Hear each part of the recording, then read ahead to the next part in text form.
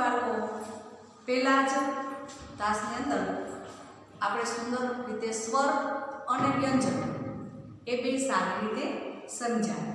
हवे धोरण 5 ની અંદર पाठ्यपुस्तकनी अंदर पण तमे जोशो तो व्याकरण विभाग आवे छे। एमां पेज नंबर 32 पर तमारे स्वर अने व्यंजन विषे थोड़ी माहिती बतावेली छे। शुं बतावेलुं छे? थोड़ी माहिती बतावेली छे।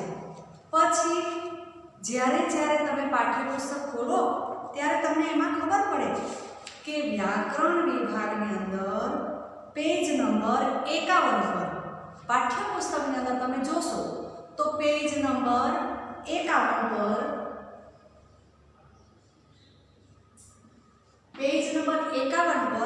संज्ञा क्या कहते हैं, संज्ञा की माहिती आपको बताई गई है। आपने क्या कहा कि संज्ञा किससे कहा जाता है, तो उनके बारे में आज मैं आपको थोड़ा बता देती हूँ कि संज्ञा किससे कहते हैं। जैसे आप घोड़ा, कौवा, हाथी, घड़ा, कुर्सी ऐसे शब्द बोलते हैं तो आपको पता चल जाता है कि संज्ञा किससे कहा जाता है। मैंने इधर थोड़े उदाहरण लिखे हैं तो मैं आपको अच्छी तरह से समझाती हूँ। अवंती ने शिंबू की मदद की। अवंती ने शिंबू की मदद की, इसमें संज्ञा किससे कहते हैं? अवंती और शिंबू ये दो क्या है? संज्ञा है। कुत्ता, बिल्ली और खरगोश मित्र थे तो इसमें कुत्ता, बिल्ली और खरगोश मित्र थे, ये तीन है जो क्या है? संज्ञा है। ऐसे ही मैंने बहुत सारे उदाहरण लिखे गए हैं। उसमें कोयल कौवे से छोटी होती है तो कोयल और कौवा ये दोनों क्या हो गए? संज्ञा है। कोयल और कौवे संज्ञा। घड़े में पानी कम था, पानी है वह क्या है? संज्ञा। सबके प्रति प्रेम और दया रखिए तो प्रेम, दया ये दो संज्ञा है। बगीचे में बड़ी भीड़ है तो बगीचे क्या हो गए? संज्ञा। वे साहस और बहादुरी से लड़े तो साहस और बहादुरी ये क्या है? संज्ञा। उनका बचपन गरीबी में बीता तो बचपन और गरीबी ये दो क्या है? संज्ञा। तो जिन जिन शब्दों का आप उपयोग इस तरह प्रत्येक व्यक्ति, प्राणी, पशु, पक्षी, वस्तु, स्थान, गुण, अवस्था और दशा का अपना अपना जो नाम होता है, व्याकरण के नाम को हम संज्ञा कहते हैं। क्या कहते हैं? संज्ञा कहते हैं। इस प्रकार इन वाक्यों में रेखांकित किए गए जो हमारे शब्द है वह क्या है? संज्ञा। तो संज्ञा की व्याख्या क्या हो जाएगी कि किसी व्यक्ति, पशु, पक्षी, वस्तु, स्थान, गुण, भाव या अवस्था के नाम को संज्ञा कहते हैं। इसमें देखो इधर क्या बता है? नाम है, लेकिन इधर आप देखते हैं तो क्या है? द्रव्य है, वस्तु है। ये क्या है? तो फिर हमारा भाव, प्रेम, दया वो भाव को बताते हैं, दर्शाते हैं। बचपन, गरीबी वह क्या है? स्थिति है। तो इसमें सारे के सारे बाबत को देखकर हमें लगता है कि किसी व्यक्ति, वस्तु, पशु, पक्षी, स्थान, गुण, भाव और अवस्था के नाम को संज्ञा कहा जाता है। क्या कहा जाता है? संज्ञा। आप जब पढ़ने के लिए आओगे तो पेज नंबर 51 पर दिए गए जो उदाहरण है वह मैं आपको अच्छी तरह से समझाऊंगी। लेकिन इनके प्रकार कितने हैं? 5।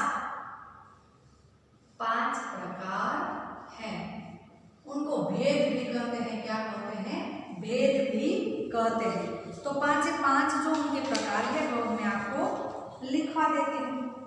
पहला है जातिवाचक संज्ञा। क्या है? जातिवाचक संज्ञा। तो जातिवाचक संज्ञा किसे कहते हैं? तो यह संज्ञा किसी खास व्यक्ति, प्राणी, वस्तु या स्थान को सूचित नहीं करती। क्या यह संज्ञा है वह कोई स्थान, पशु, पक्षी या व्यक्ति को सूचित नहीं करती, परंतु अपनी पूरी जाति का बोध कराते हैं, इसलिए उनको क्या कहते हैं? जातिवाचक संज्ञा। क्या कहते हैं? जातिवाचक संज्ञा। तो उनमें मैं आपको एक उदाहरण दिखा देती हूँ कि उसने बैल बेच दिया। बेच दिया। तो बैल है वह पूरी जाति का बोध कराते हैं।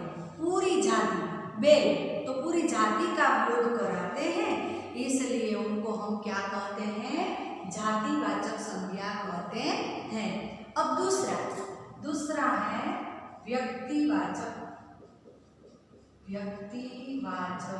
संज्ञा। व्यक्तिवाचक संज्ञा किसे कहा जाता है? तो यह संज्ञा किसी खास विशेष व्यक्ति, प्राणी या स्थान को सूचित कराती है, इसलिए हमें उनको व्यक्तिवाचक संज्ञा कहा जाता है। इसमें उदाहरण कि शांता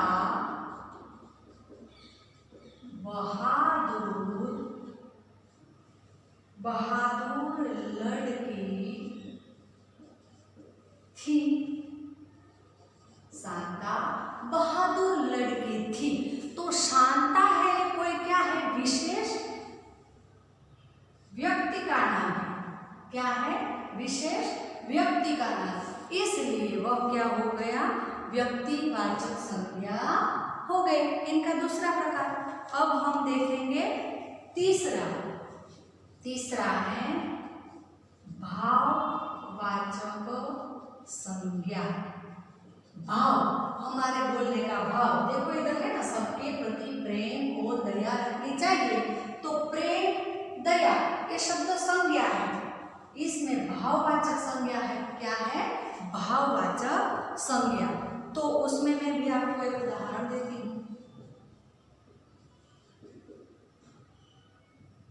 राधा रो रही है। तो ये रोने वाला है वह क्या हो गया? उनका भाव, दुख, सुख, नफरत, थकावट, रुकावट, ये स्थिति है वह क्या है? भाववाचक संज्ञा। अब चौथा है वह है समूहवाचक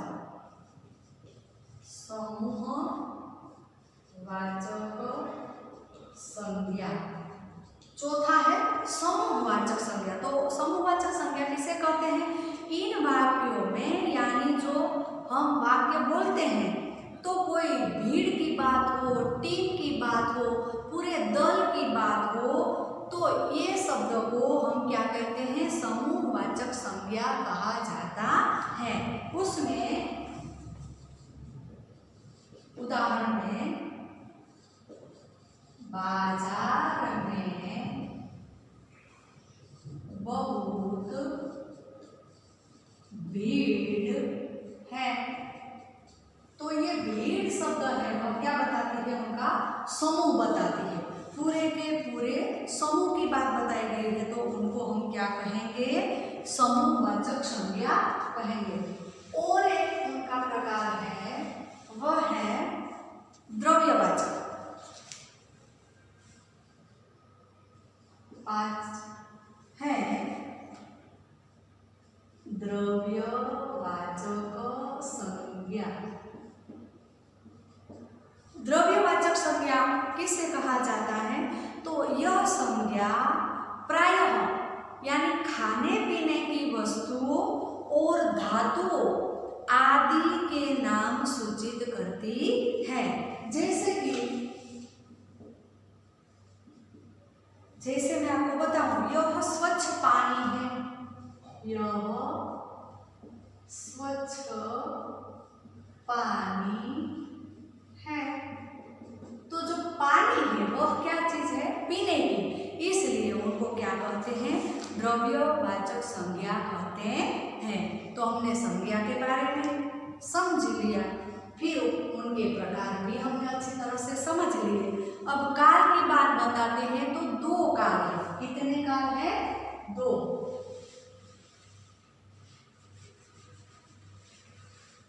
अब